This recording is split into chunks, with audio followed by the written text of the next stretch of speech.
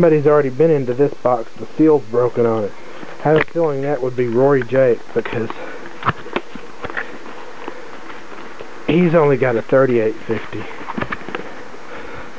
So I'm sure he wanted to check it out and see what it looked like. Sorry, I have to do this one-handed.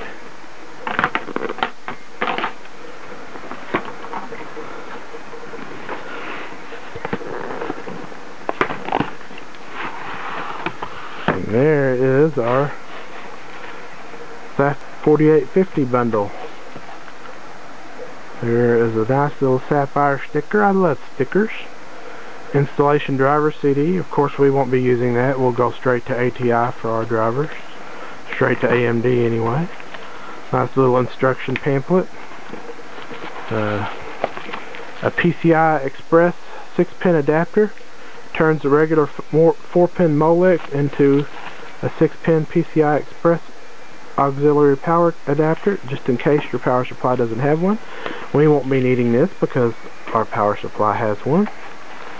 And here is the pièce de la résistance. Oh yeah, here's the other thing. This is the crossfire bridge, which means that because this motherboard has two PCI Express 16 slots and it's capable of running crossfire, you would put two cards in the machine, and in combination with this bridge that goes across the top of the cards, you get almost twice the power. Sorta, kinda.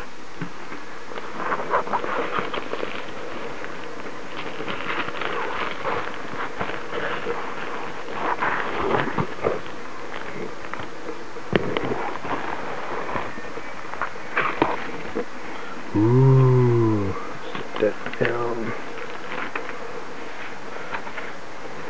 There we go.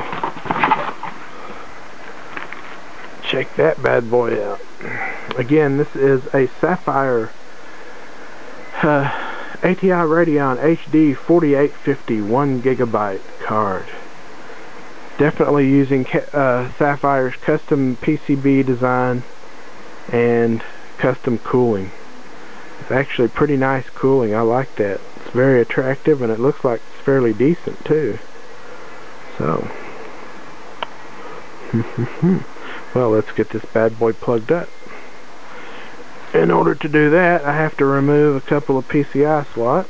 There's our PCI slot covers now removed, and the screws. We're going to need those. And here's our video card. And we're just going to pop it right in that PCI Express slot. Just bolting down our video card. There we go, one screw.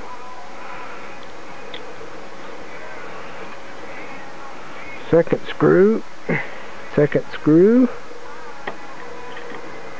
Now our 6-pin PCIe auxiliary power connector is plugged in. This is straight from the power supply.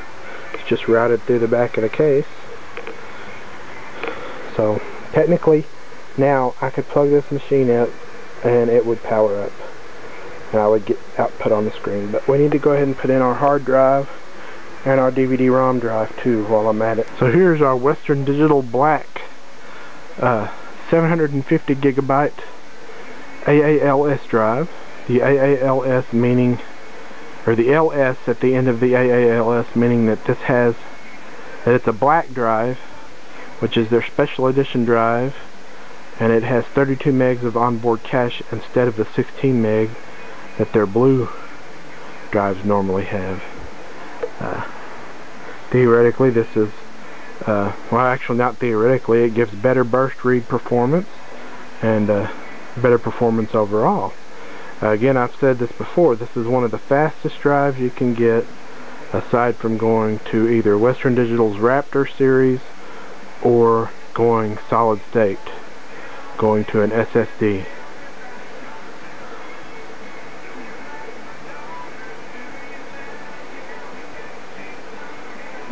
Now here I really can't show you because it's dark over here, but here is Antec's wonderful drive rail mounting system that they use. for mounting hard drives. Pretty easy. But now I've got to, the way it attaches to the drives is kind of a pain in the ass. It uses the 4 screw holes that are on the bottom of the drive instead of the ones that are on the side of the drive. But on the bright side, this is designed to be a quiet case, so it has these special screws that go through these rubber grommets. These are silicone rubber grommets, very, very soft, and it's supposed to deaden the sound, any sound that comes from these drives. So I think it's well worth it. Now you can see I have the hard drive mounted to this special mounting tray, this special drive tray. And if you look at it right side up, and you'll notice that I can push on the drive because of those rubber bushings. I can push down on the drive and it sort of just kind of bounces around. Well, that deadens the sound, or is supposed to deaden the sound, or lessen the sound, any sound coming from the drives, which today's drives are fairly quiet, but I suppose if you were looking for ultimate silence, then that's the way to go.